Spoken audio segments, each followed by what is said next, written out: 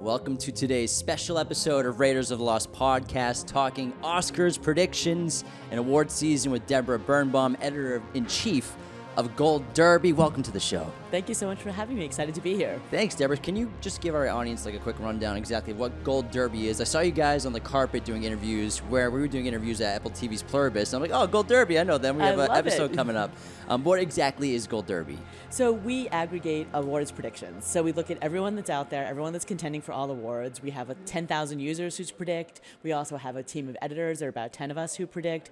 Plus, we also have a bunch of pundits. So we go out to all the experts in the field who work for all the best websites, Hollywood Reporter, Variety, Deadline, LA Times, Entertainment Weekly. You know them, you love them, and we have them predict. And so the idea is that you come to us, and it's just like an aggregator. So here you can look at it in a bunch of different ways, but however you want to look at it. And so you can see who's contending for Oscars, Emmys, Grammys, all the top awards races. It's cool. It's kind of like a Rotten Tomatoes hybrid, sort of, with the percentages, and then basically what's cool is you have the experts, the editors, and then users get to give their opinions and their predictions, and you kind of combine it all together in terms of if that's what you want to see. Exactly. I call it choose your own adventure. You can look at it however you want to look at it. If there's someone you really love and you want to follow them and you trust that expert, you can follow that expert. Or if there's a user you really like and you really believe in that user, you can follow that user. Or you can look at the sum total of it all. I love it when people call me and yell at me going, why is this person not trending? And I'm like, look at everybody. I mean, the idea is that it's the sum total of it all. And we're usually like the sum total of it all, we get it like 85, 90% right most of the time. Yeah.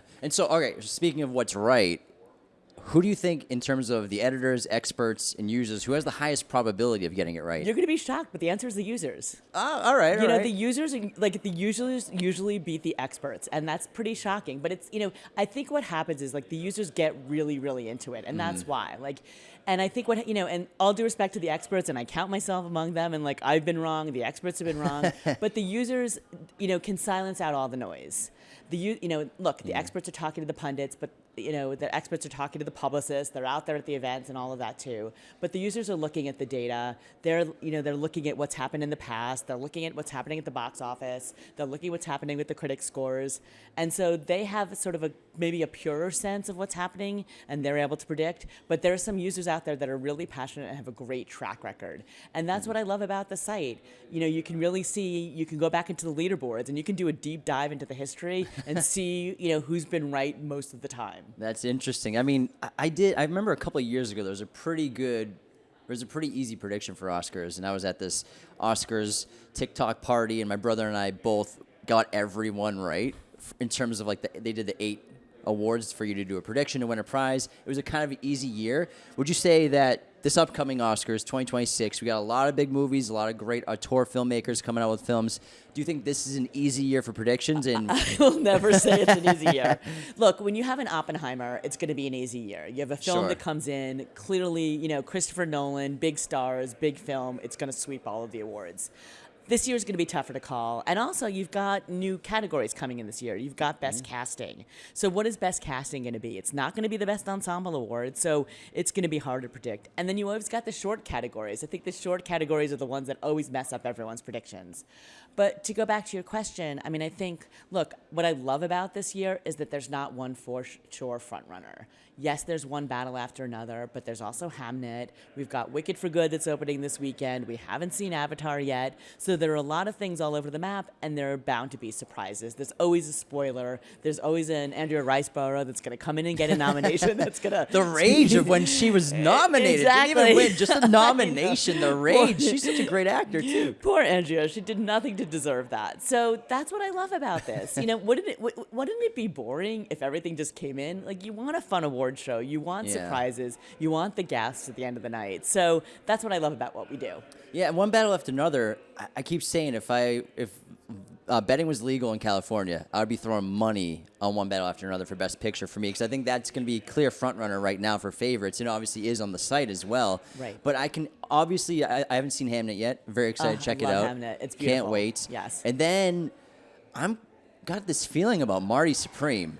Marty Supreme, I think, could get a couple of awards. I haven't seen it yet, but I think it's just going to be that Christmas movie this year. I don't know how you feel about it, if you've seen it or No, not. I've seen it and I really like it and I think it's really strong and Timothée Chalamet gives a great performance. So that's the thing too. It's like you just never know what's going to happen when people get in there.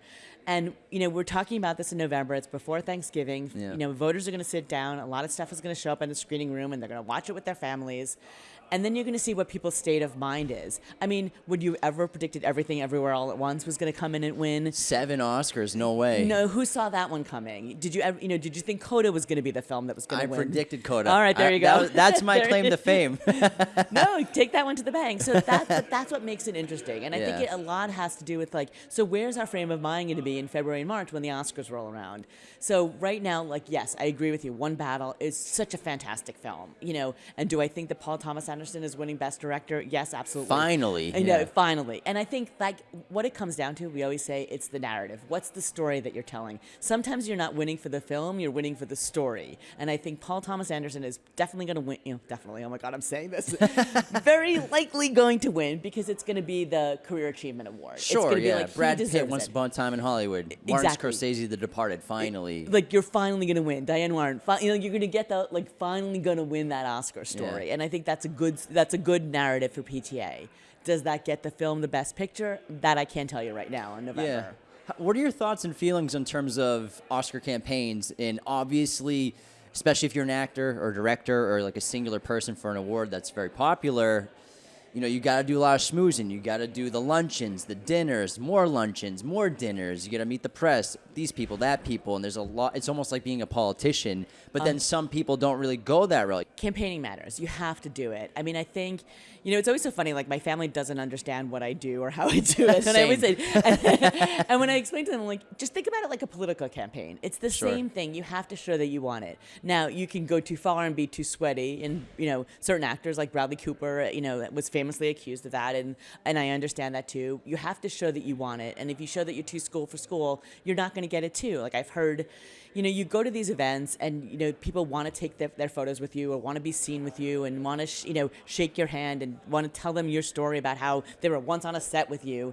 I mean, because you have to think, who are the Academy voters? They're people who work in the industry. And so, yes, it is people at the top echelon of the fields, but it's also working members of the industry. And you're a member, right? I am a member. I am a member.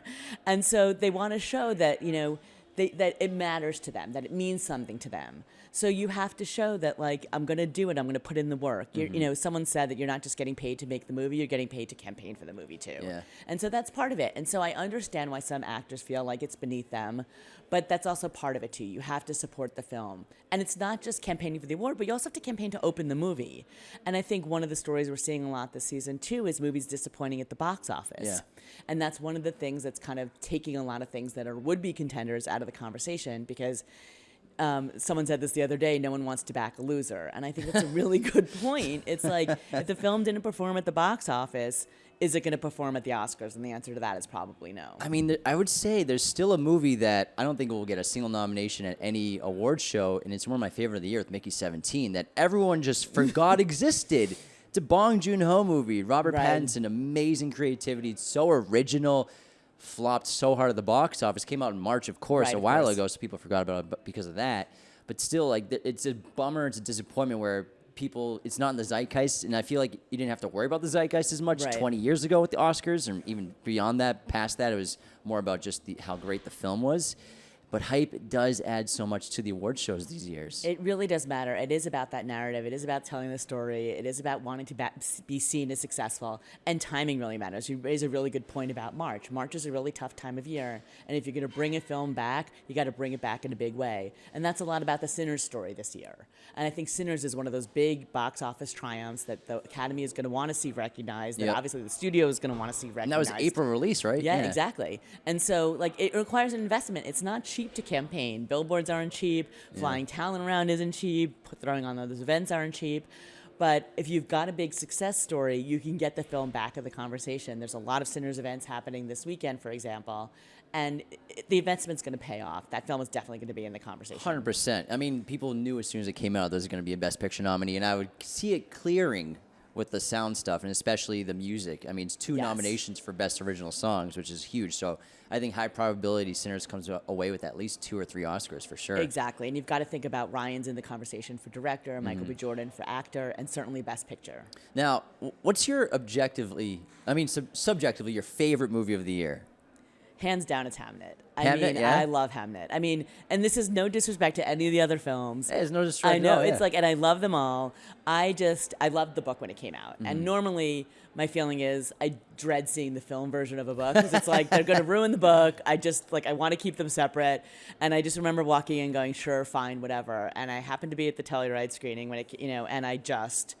I'm like I cry at a commercial, so and just I'm a soft touch. People always talk about sitting next to me at the movies. They're like, you're just so emotional, and it really is that. And I'm not trying to, I always feel like when I talk about it, I'm scaring people off, saying, oh God, they're gonna like cry through the whole movie. It's really a beautiful film. I mean, Chloe Zhao is such a talented director. She did a great job of transforming the book into the screen and making it something different. The book is the book, the film is the film, and they're completely separate. Jessie Buckley's performance is off the charts. She is far and away the front runner for Best Actress. And I think it's just a really transcendent film. What do you think right now is the biggest underdog story going into the Academy Awards in terms of whether it's an actor or actress or Best Picture, screenwriter, director? Who do you think is like the Rocky of this Oscars? I'm going to give that to Train Dreams. Okay. And, beautiful film. It's a beautiful film, and honestly, it was the first film I saw this season. Netflix invited me in early. They were like, "Hey, if you're come by and see the screening."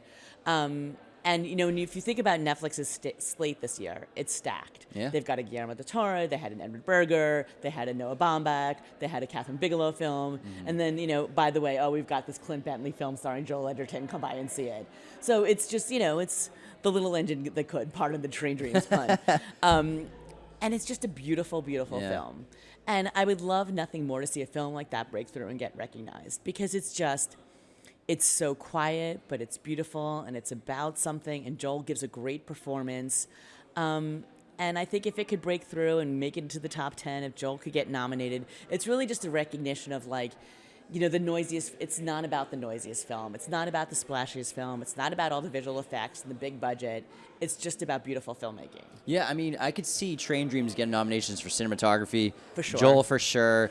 Production design maybe, and maybe wardrobe, but he's really powerful. I mean, it's a great film that we used to get more of just this simple man, this character who's in a world that's changing so much around him, and he's trying to just do his best. Exactly. And he's not a superhero. He's not this crazy story. He's not precocious. He's not a genius. He's just doing the best he can in a world that's changing so much around him. And I think that's the simplicity of it is why it's so beautiful. Exactly. It's just sort of like a counter-narrative to everything that you're dealing with. And wouldn't it be lovely if William H. Macy got a supporting actor nomination? Oh, he's so good in it. Yeah, he's so good. Not that many Like, scenes, but... He's just like he's so good in everything that he does, but in this, it's just one of those like scene-stealing performances that we talk about all the time. We can talk about Jay Kelly and Billy Crudup's performance, but and again, I think Billy definitely deserves to be nominated for that one. But there's something about William H. Macy's performance in this where it just every time I think about it, it just brings a smile to my face. Yeah, he helps sell the world so well. Those actors that really can pull that off, they really immerse you. And Crudup's fantastic, and Jay Kelly, do you see George getting a nomination possibly? Yeah, I do see that too. That's a film that's interesting. I mean, there's so much debate about that one. I mean, I think it came out, and I think one of the things you're going to see come out of this year is I think people really rethinking their festival strategy. What films do they take to what festivals? It did not play well at Venice, and so it sort of had a lot against it coming out of it. Yeah, did well at AFI. Right. Yeah. So it's a crowd pleaser. It wasn't meant for the Venice critics, and I'm not second guessing anyone's decisions. I'm just simply saying this is the facts of what happened. But I think it's a film about Hollywood, and what is Hollywood like more than anything? A film about itself, And so that's true for sure. We've definitely seen that time and time again. So it's Noah Baumbach. It's a great script. It's well acted. It's got a great cast. It's got a great ensemble. Again, Adam Sandler gives a performance. It's really in the conversation too for Best Supporting Actor. And so, does George get in for all of that? It's a deceptively hard role because I think you look at it and you're like, oh, he's just playing himself, but he's not. He's playing a heightened version of a character that feels like a George Clooney character, but it's not. And I just think the popularity of the film and the success on Netflix. Never underestimate the power of Netflix. I mean, it is it's everyone's default TV. Like they put on their TV, and Netflix is what's on. And the power of Netflix, I think, is gonna do a lot to help that campaign. Yeah, it's a great point. I mean, Frankenstein, one of my favorite of the year, and if that doesn't win production design, I mean, sure, Wicked's probably its number one competition right now in terms of just massive, fantastical sets, but Frankenstein, I think, was just astounding visually. Obviously, it's Guillermo, so it's going to be incredibly visual. But what he did with that film, especially, I love the opening sequence in the Arctic, and then the tower, the interiors, the exteriors. That's such a beautiful film. If that doesn't win production design, I don't know what could. Exactly. Ever. Like, how do you challenge all of that? Exactly. And Guillermo, again, like, talk about campaigning. He is someone who's just out there, who's beloved by the Academy, is really, has been put in all of the effort. In an off year when he doesn't have a film, he's out there moderating for everybody. Yeah. He's supporting his fellow directors. He's supporting his fellow filmmakers. And now in the year when he's got a film that's out there that's a passion project of his, that's going to pay off. Like, all of that love is going to come back to him. And we're really already seeing that. So the crafts of the film are definitely going to get recognized by the Academy. And I think it's very much in the conversation. Now, I asked you what your favorite movie of the year was earlier. My number one is F1. I enjoyed it so much. It's so good. It's so high octane, and it's got the blueprint of Days of Thunder and so many movies of the past, which is fine. But I love that film, and especially the filmmaking. And Kosinski, such a talented filmmaker. And obviously Apple was like, here, have all the resources you want, do all the technical wizardry you can for this film, whatever you want, make possible. And I would be devastated if that movie doesn't get cinematography, especially because of what they did with the camera work inside that film with the F1 cars. It'll probably obviously get visual effects and sound design and sound editing, which are kind of for me, have always been, we'll shut these movies up and give them these awards. But, you look back on a movie like Top Gun Maverick that got other great awards nominations. I mean, Best Screenplay back in the day, and Best Picture nomination. Do you think F1 is a Best Picture worthy film? And do you have that same idea or feeling that blockbusters, just because it's a huge film that costs $300 million, don't get the respect sometimes they deserve if they're great technical feats? It's deceptive. I mean, it's funny. I was talking to Joseph Kosinski yesterday, and we were talking about the film, and it's deceptive because he makes it look easy, but it's really, really hard. I mean, it's so hard to make that film, and a lot of it was they had one shot to do this. There was one shot to sort of pull this off on, whatever turn they had on the Grand Prix, whatever Grand Prix they were filming on any given night. And it's I drive around my little Mini Cooper, and I was know nothing about race car driving, and I was suddenly I feel like I'm an expert on Formula One. So it's incredible filmmaking. I think the problem is when you look at the top 10, you have to start to break it down, and how much room is there for blockbusters? When you think about, okay, you've got, Wicked for Good, there's a slot there. Sinners, there's a slot there. Avatar, Fire for Nash. We're just going to give it the slot, just assuming that it's going to be as big and that he's, saved the best for last, even though it's 3.5 hours long. I'm going to get over that at some point, but 3.5 hours long. Thank you, James Cameron. So, how much more room is there in that race? And we haven't even talked yet about all the international features, which we should get into. So I'm just questioning, how much room there is there for another blockbuster. I'm not saying F1 doesn't deserve it. I'm just saying that, it's going to be, something's got to give, and there's hard choices that have to be made. I agree with you. I think F1 is a tremendous craft achievement, and I think it'll get recognized in all the craft races. I just think that top 10 is going to be a hard one for it to crack. True. And it came out earlier in the year, and when you look at the voters, we can put one or two blockbusters in here. That's what they'll do. But speaking of international, why don't we jump into that? Real quick, let's jump to our movie sponsor who made this amazing one-click poster behind my shoulder, movieposters.com. Go there and use our code Raiders10 at checkout to get 10% off your order, as well as our affiliate link, which will be in the episode description, which we get commission of when you use of every purchase. You get 10% off. Look at this beautiful one-click poster they made custom for us for our new movie, which you can watch for free on YouTube. They're great partners. We love them so much over there. Movieposters.com. And I think, look, it's an important conversation to have, because I think if there's one lesson that we've learned is that the voting body of the Academy has gotten more international than ever. It's over a quarter international. And so, underestimate them at your own peril. So if you're playing the Oscar game at home, play with the international card. Think about it. I mean, think about what's happened in the years past. And this year, the international slate is killer. I mean, you've got so many strong films. You've got Sentimental Value, No Other Choice, this is what I do all the time. I keep forgetting all of them. Secret Agent. Secret Agent. Voice of Hidden Rajab. Exactly. It was just an accident. It was just an accident. Yeah. So those are 5 right off the bat right there. So like that's, those are your 5 or 6, international film contenders. How many of those make it into the top 10 for Best Picture? Almost none ever. Yes. So like you're going to get at least, we're predicting, well, at least I'm predicting right now, at least It Was Just an Accident and Sentimental Value, at least 2 getting into my top 10. If not 3. Does Wagner Moura get into, Best Actor for Secret Agent? Like, look what happened last year. So there's going to be there are a lot of players into this conversation this year. What do you think? I mean, well, when it comes to international stuff, I think what's cool is the Golden Globes and the Emmys especially sort of were kind of quicker in terms of getting actor nominations and nominees and cast nominations, and when it came to like Squid Game, and Shogun getting more international recognition. But then, Parasite, of course, 2019, kind of woke everybody up to international cinema. Exactly. Especially South Korean cinema. And anytime Park Chan-wook comes out with the film, I'm so excited and I can't wait to see it. Did you love No Other Choice? I haven't seen it yet. Oh, it's so good. Because it's not getting released domestically, I don't think, until December, if not 2026. But I didn't see it at a festival or anything. But I can't wait to check it out. Our show, my brother and I, we always try to promote as much international film as possible. We've been loving international film for years. French cinema, Italian, South Korean, Japanese, Chinese. We've been fans for so long. Right. And it's great to see them get the recognition for finally. But again, just because they're getting recognition, will the Academy of Voters allow them into the other categories? Once they start breaking into the Best Picture categories, will they start getting Best Director nominations? Yes. Obviously, Bong Joon-ho did in 2019, walks away with five Oscars, right, or 4? For sure.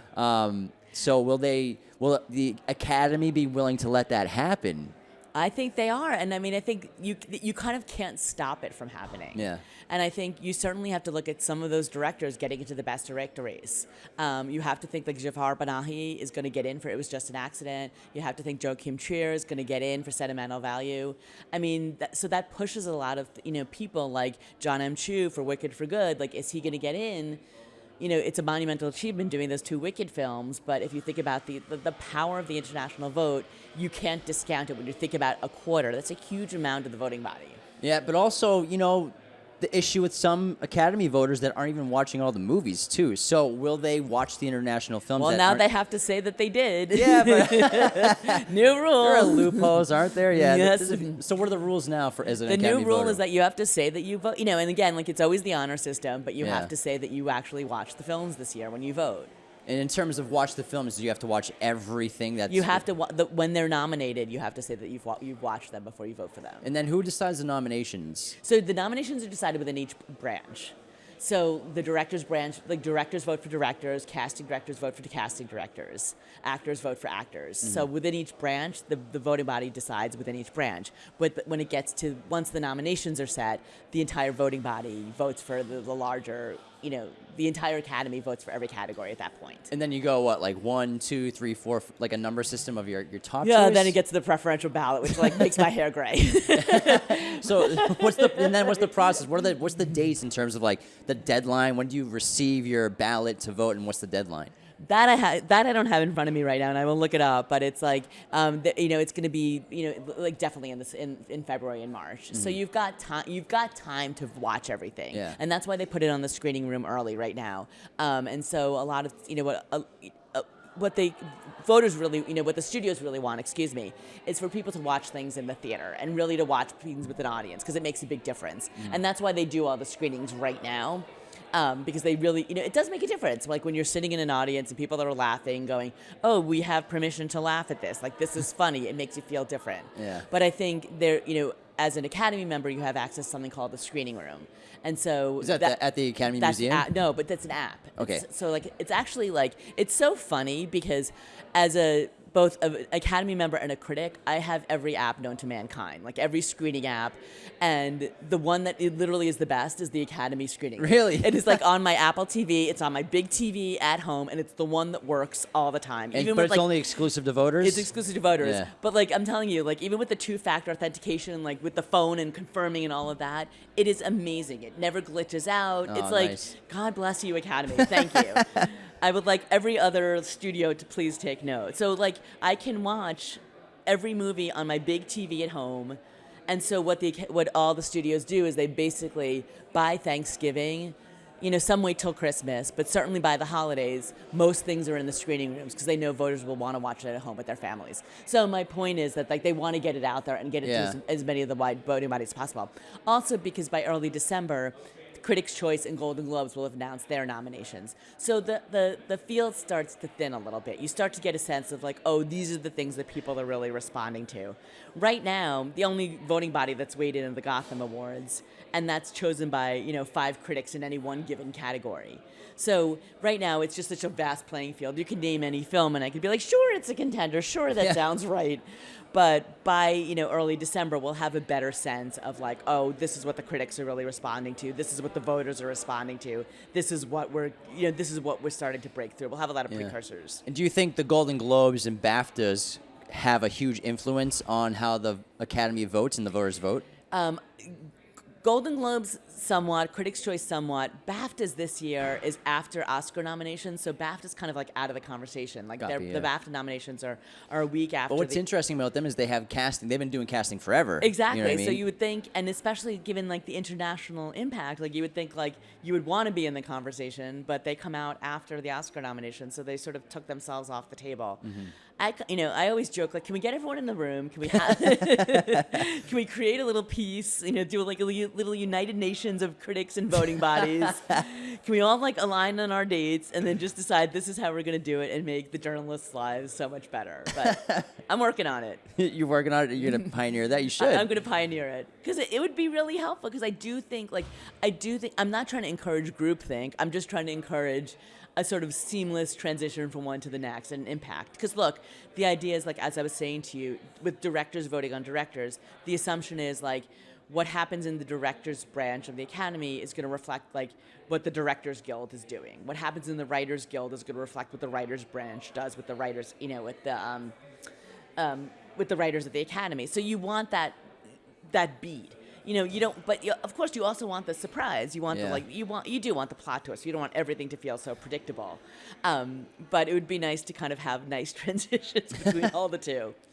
So we'll see what happens. But yes, I do think it matters. I do think, like I said at the top, no one wants to back a loser. People want to vote for the winners, but you also do want that surprise. You do want to endorse that thing that that little engine that could, or have that little spoiler, or have that underdog. Yeah, I mean, when it comes to the acting categories this year, I'd be surprised if Leonardo didn't win.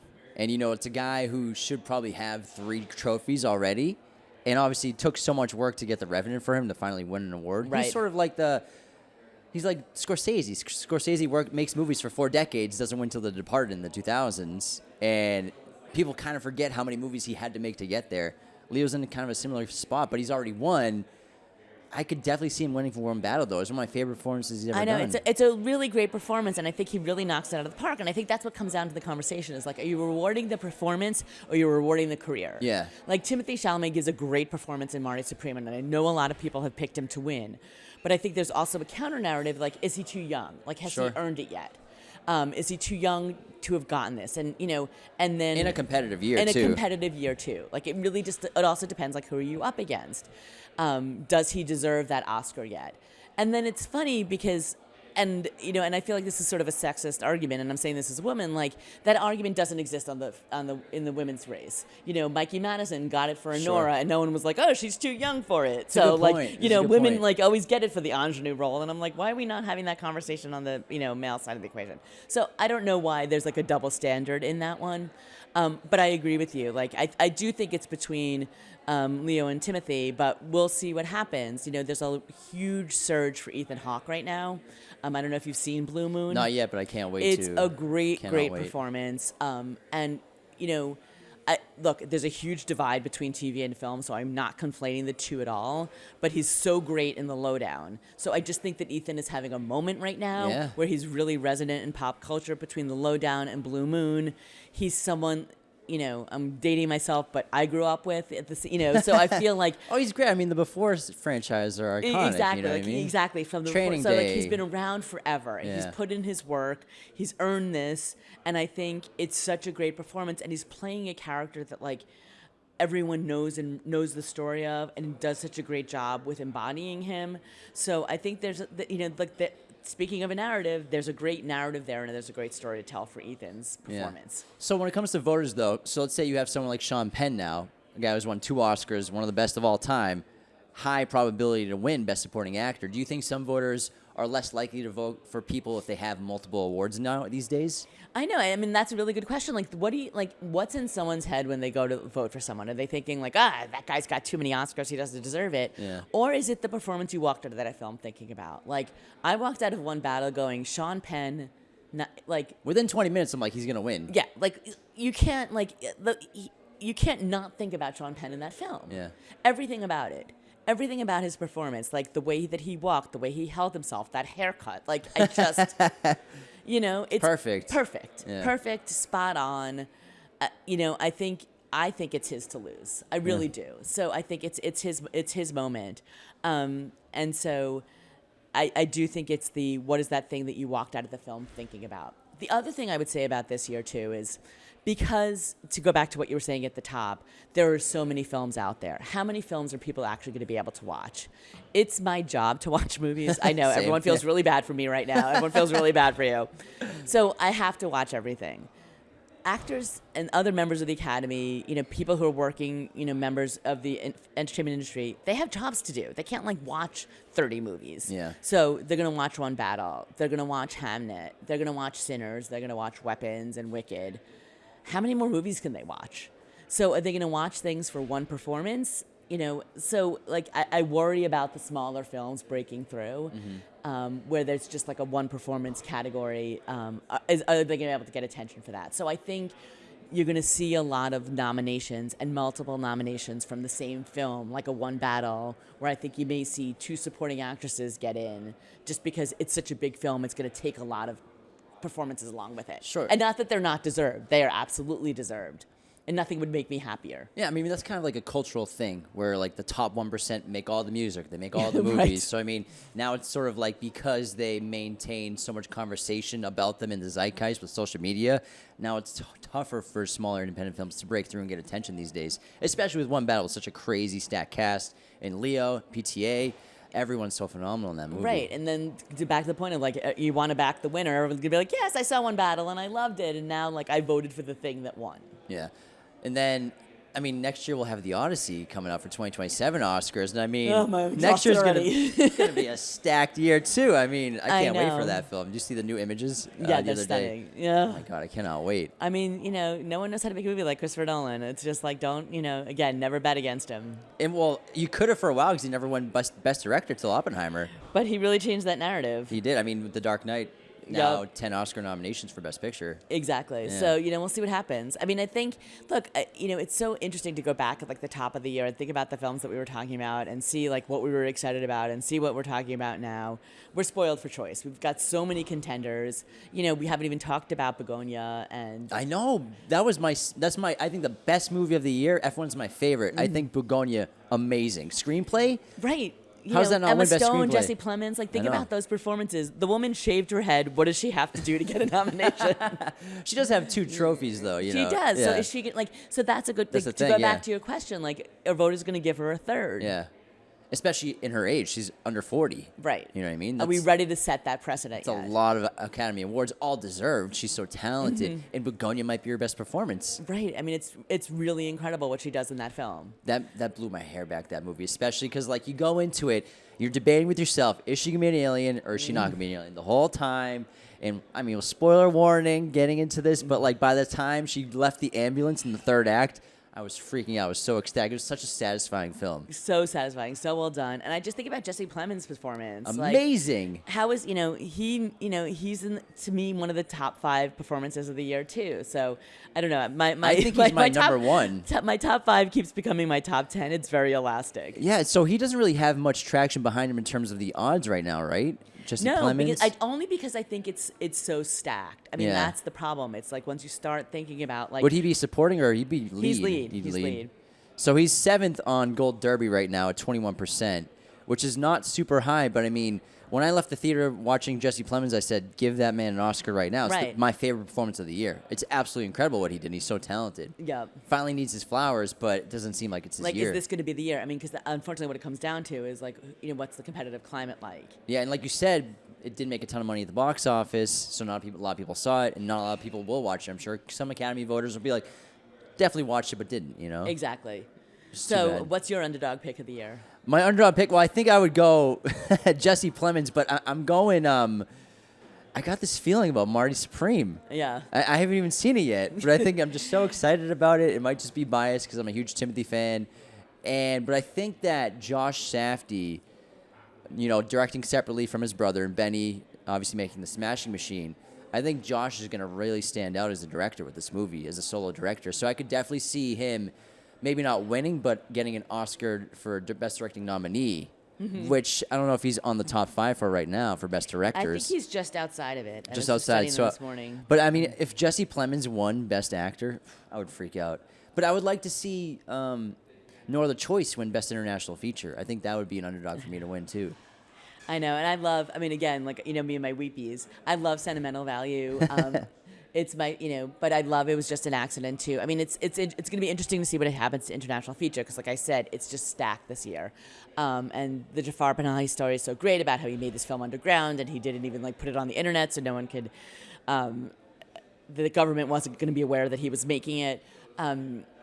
I don't know. That's gonna be a tough one to choose. I think Stellan Skarsgård is for sentimental value is a lock for best supporting actor. I mean, Oh, again, really? Yeah. like, He's amazing. it's gonna be tough competition with Sean Penn. But again, that could be a career achievement award for Stellan. Like, think about Sure. all he's done throughout his whole career. Yeah. He's got this great performance there. You know, we've got some tough choices to make in some of these categories. How you feel about Ariana Grande? She's the favorite on Gold Derby for Best Lead. I know. And have you seen Wicked yet? Not yet. I'm going to see it this weekend. All right. So, you know, this is what I think. You know, Oh, she's supporting actress. She's Sorry. supporting actress. Yeah, no, because they split and they're going with their. And I'm not engaging in any category fraud conversations. They made their decision. They split. They made, you know, so it is what it is. I will say this: like the second half of the movie is Glinda's. Like it very much is Glinda's story and her embracing, you know, where she is in the world. And she gives a great performance, and so she is at the top of the charts in supporting actress, and deservedly so. You know, like Ariana really, you know, earns it for this film, and I really think she can take it. I think it's probably between her and Tiana Taylor for one battle after another. I think it's between the two I of think them. them two are the top. You know, I I think wouldn't be those are the surprised if top. Tiana wins. Yeah, I mean, I think really, that would be the underdog too to win. That I Yeah. can see happening for sure. I think it just comes down to a question of, you know, which film, you know, has the momentum going into it. I was surprised by some of the Wicked reviews. They were pretty harsh. I've been seeing a lot of mixed reviews. Yeah. I know, and you know, it's funny because I kept thinking, like, well, you guys saw the musical, right? You know, like, and also knowing, I mean, I'm not, you know, I don't want to criticize the critics, but I would just say too, like, knowing that they made the movies back to back, Yeah. knowing that it's the same movie, it's just extended. You know, It's not Lord of the Rings. it's not. Yeah, exactly. It's not like it's like a sequel. I don't really consider it a sequel. I just could have considered it an extended story, and I'm not like here with the Wicked talking points. I'm simply saying like it is what it is. It's the second half of the musical. We all knew it wasn't going to have a Defying Gravity. It's the movie, Yeah. and I think they did a really good job out of making more story out of the second half of it. There's more in there. They added 2 new songs.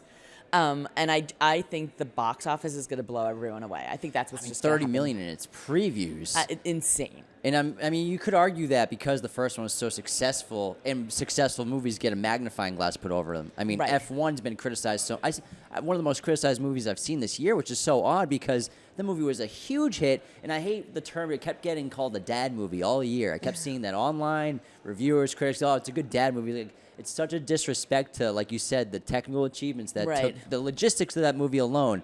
And it's just a great film, but just to like call it a dad film just because it's successful and it's a big hit and it stars Brad Pitt and it's about cars, I thought it was silly because I know a ton of people that love that movie. I liked it. Not a dad. Thank you. Exactly, yeah. I'm not a dad either. So, you know, it's weird when movies get a status like make over 600 mil, become successful, become surprise hits, and then just people criticize them so much, especially with the sequel with Wicked. The Right. first film, it seemed like they were a lot nicer with reviews, but now it's like, oh, because it was such a big hit, we have to be harsher now. Right, and I almost feel like the first film, and I asked John too this when I talked to him because I was like, was was the first film or the second film harder? Because I feel like for the first film, the stakes would have been harder because you had to prove yourself. Was the second, which film was harder? And he had, and he was sort of torn because, again, like for the first film, they had so much to prove. They had to prove that Ariana could sing. They had to prove that Cynthia could act. Like they had all of these things to do, to establish themselves, to establish the world, to establish that it was worthy of 2 films. Didn't they already prove themselves with the first film? Mm-hmm. So, I mean, I think it's an interesting question. So I'm sort of surprised that people came with their knives out for the second film. But they really did. Wow, it's just it's interesting. Like, you can't be a winner. You have to be like a lower level winner. You can't be too much of a winner. Just like, people will hit on you if you win in too much. I don't know. These are tough times, people. I just feel like headlines are hard enough. Can't make everyone enough. happy. Yeah, I feel like headlines are hard enough. Let's just, I don't know. Can we talk about awards? Can't we just like? Where do you see music going? I think obviously Sinner's probably best original song. Yes, I think, honestly, like, I think the song category is stacked this year. There's a lot of really good songs. I mean, look, there's, there are 2 new songs in Wicked. Be curious to see how those land. There's songs from Sinners, songs from F1. So there's going to be a lot this year. Yeah, and finally, great. Diane Warren gets to put her name on the ballot.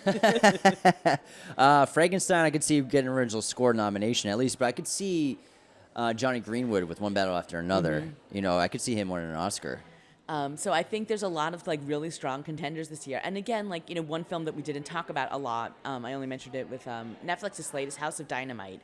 Oh my God. I can't understand why people are hating on that movie. Me too. The movie's amazing. The movie's amazing. And for everyone who says like the end, again, spoiler alert for those who haven't seen the end. Spoilers, yeah.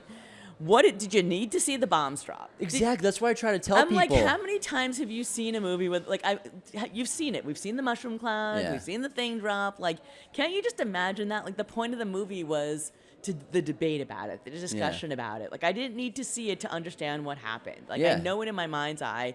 The point of the movie was the discussion about it. It cuts to black because the world's over. Exactly. That's how I see it. The world is over now. Right. Like you don't have to see it. I don't have to see it. I'm good with that. It's fine. Like, I actually prefer not seeing it. And I enjoyed the triptych storytelling. And so it reminded me when you brought up the score, because when I think about that movie, I think about the score because my heart was doing... Same. It's tough for a new movie to make me on the edge of my seat and really have my heart speeding up. Right. Watching a Netflix original doesn't always happen, but obviously Catherine's such a phenomenal filmmaker. Exactly. And think about the editing of that film. It's fantastic because you're doing the same story, 3 different perspectives. Well, several different perspectives with the main 3 storylines. It was so fascinating as well. Obviously, not all of it's completely accurate to real life, but it was interesting to see the perspectives of every kind of person that has something to do with that decision and what's going to happen. And I want to walk out of a film thinking. I want to walk out of a film where something has changed my perspective, where I've learned something or it's impacted me emotionally, intellectually in some way. Like, I have some other perspective on something. And that film really did that for me. So, she makes important movies. Yes. Not that many important movies actually get made anymore, and not every movie has to be important. It's not a big deal, but she makes really important movies. That's the most important movie I've seen this century, I think. Exactly. Like, I really learned, and I thought a lot about it, because I just, like, you want to believe that, like, if something like that were to happen, like a missile suddenly flying towards the United States, you've got all the smartest people in the room trying to solve for it. But the reality is that's not going to happen. And this isn't any sort of political statement about who is or is not in the White House. I was just simply saying that the reality is like someone's going to be off, like having a day off, and someone's going to be off, like having just had a doctor's appointment. For work. Like, they're not like sitting at their desks going, okay, I'm ready for the missile to be flying. Yeah. And that's what really got me thinking, like, you're not there. Like, when 9/11 happened, George W. Bush was reading a children's book. Yeah. To a bunch of kids, and that's what the reality of it. Like, you're not mentally prepared for it. So, like, that just had me scared, thinking, like, that's what that moment's going to be like. When the scariest thing in the world happens, everyone is scrambling. And think about what you're like when you're on a Zoom, like, you're distracted and all of this. Mm-hmm. That's what that moment's going to be like, and oh my God, help us. Yeah. So, okay. And I loved how she didn't ignore character moments. The little idiosyncrasies in people's lives. Exactly. The kind of coffee they order. Their relationships, their interpersonal relationships. Versus, you can see a lot of filmmakers just going like the big stuff, the important moments, but like the things that make it human, and that film connect to humanity so much. And that's what made it so powerful for me at the end. When it cut to black, I was like jaw on the floor, personally. I know. We all just sat there. I was at a screening, and we all just sat there and were like, holy shit. And she's, I think, the preeminent war filmmaker of the 21st century. And I went into this thing. It's so funny because I went into this thinking, oh wow, this is the year we're going to actually have like 2 women filmmaker nominees for Best Director. I couldn't. Yeah, I was shocked. Bless she my got a little naive nomination. heart. And obviously, do you think there's a correlation between Netflix is going to have a great year, of course, but streaming movies releasing not getting released in theaters besides their 2-week window to qualify? Right. Does that affect voters? I think that people have a bias against Netflix. I don't know. I don't know that people pay so much attention to where the film has come from. But I do think like ultimately when they look at their ballots, they're trying to spread the wealth as much as they can. And that's why I worry about I worry for Train Dreams because I'm like, are they going to look at that top 10 and be like, okay, Frankenstein is in, Jay Kelly is in. Do we get Train Dreams in there also? That I don't know. But I also do think it's about the films being seen. I think it's about making sure that they get seen by a wider audience. So, if I can lobby for Train Dreams as much as I can, I'm going to lobby for Train Dreams as much as I can. I think that's what I'm hoping for. Yeah, they hit a lot of really powerful beats in that movie. Yeah. But I do like how the tech studios or streaming platforms are gearing more towards theatrical releases. Obviously, Netflix, their whole model is based on watching streaming at home. But Apple TV specifically, the last 3 or 4 years, Killers of the Flower Moon and everything, leading to now releasing F1 in theaters, wide release before streaming, and also releasing physical media for it. Yeah. That's really exciting. It's kind of like the world's healing with film in a way. It's taken a while. It's changing. It's not healing completely. It's sort of in this hybrid state. But to see F1 in theaters was so important for me. Yeah. And I am all for the theatrical experience. There's nothing, I will always go back to the experience of seeing a movie in a theater. Nothing compares to it. Yeah. I mean, I will go back to, I was at the premiere of One Battle After Another. And I was there too. Oh, it was so fun. Yeah, and it was a blast. it was such a blast. I mean, and I remember being like, oh my God, this movie's 3 hours and it started a half an hour later. We're never getting out of Hollywood. And oh my God. And I could have sat there for another 3 hours. So beautiful. On that massive screen. Oh my gosh. Screen. I love and that theater. chase scene at the end. That was my favorite sequence of the year. I'm with you. My favorite sequence of the year. I just I keep talking about it because I think, how many films have we seen? How many chase scenes have we seen? How many car chases have we seen? Yeah. The fact that he was able to basically reinvent the car chase with humor and make it compelling and make it interesting and make it suspenseful. Visuals over the hills. And the visuals over the hills. Gosh. I know I do that all the time. I've never seen anything like that before. I've never seen anything like it. I mean, for all of the movies, how many movies have we seen? And the fact that he basically reinvented the car chase, hats off. He's a genius, and he's a great filmmaker. And and I'm sure you've heard the story about they just stumbled across that, and they were like, what could be more terrifying than that that location that they found? Yeah. It's just. It's like striking gold. Yes. It's a lightning strike. It's incredible. And then obviously we have Avatar: Fire and Ash. I think possibly Best Picture. We'll see. I'm super excited because I'm going to meet James Cameron tomorrow for an event, so I cannot wait to get a little look at the world and see a little bit behind the scenes of it. But what do you think about its chances for wins? Look, you never bet against James Cameron. And visual effects, of course. Visual effects, I think the crafts get in. I think, everyone's been saving a spot for it in the top 10, just assuming that it's just going to be mind-blowing and, worth the wait. Clearly he's put the time into this. Yeah. I think that the fact that they've held it back for this long, one of my colleagues, we were joking, he went to see a 2-hour documentary about a 3-hour film.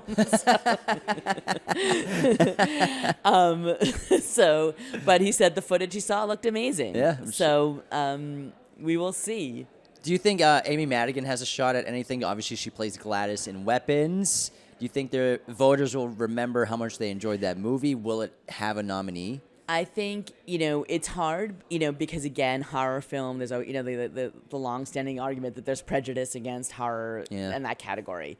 But this is where I think, what we do matters. I think there's been a lot of publicity push behind her. I think there's been a lot of editorial push behind her. A lot of organic traffic. Exactly. People love it. People love it. And so, this is what I would say about this part of punditry, this time of year. I'm not predicting what I think is going to win. I'm predicting what I would like to see get nominated. that's like, this is what we can do at this time of year. Like, we can say, like, we can talk about an Amy Madigan, we can talk about a Joel Edgerton, we can talk about a William H. Macy, like these performances that we want to spotlight. Chase Infinity. Yeah, amazing. Amazing. The things that we just say, like to say to voters, hey, pay attention to this. When you're looking at, when you're sitting there with your family at Thanksgiving and you're deciding what you're going to watch, this is the stuff to pay attention to. Because we recognize there's a lot of noise. And you're getting bombarded, as a voter, you're getting bombarded with screeners and campaign materials and a lot of noise. This is the stuff that's worthy. And I think Amy Madigan is benefiting from that. And I think, look, and she has the advantage of, like, everyone saw Weapons. So it's not like a film, like, we didn't talk about films like, Die My Love and If I Had Legs, like, It'd Kick You. Mm-hmm. Some of those, like, Testament of Anne Lee, some of those films that are just sort of one performance. And I'm not saying that they're not worthy, because they very much are, that are going to be tougher watches. But everyone saw Weapons. Everyone remembers Aunt Gladys. Everyone dressed up as Aunt Gladys as Halloween. Yeah. Or how to explain why everyone was dressed up as Aunt Gladys at Halloween. So I think she's got a lot of momentum behind her. Yeah, and I think, do you see a connection between social media and nominees the last several years, how much it's changed? I think it matters more and more. I really do think it's, you can't divorce the two. I think that there's a lot of connection between them. People exist in the real world, and they exist in the noise around them, and they want to hear, what are people talking about? What are the films that everyone's talking about? Mm-hmm. Yeah. Well, we're about an hour in. Oh my God. We talked about Oscars for a while. That was so fun. That was really fun. Thanks so much for having me. Yeah, I appreciate you coming on, bringing your expertise. GoldDerby.com. Everyone check it out for updates on all nominations for all award seasons, not just the Oscars, but the Oscars are the Super Bowl. So we're excited about that. It's our Super Bowl. Thank you so much for coming on the show. Appreciate it. Of course. Thanks for having me. Good to chat with you. This episode was executive produced by our chosen one patrons, Nicholas Martin and Jacob Kossler. Raiders of the Lost podcast is a Mirror Image production.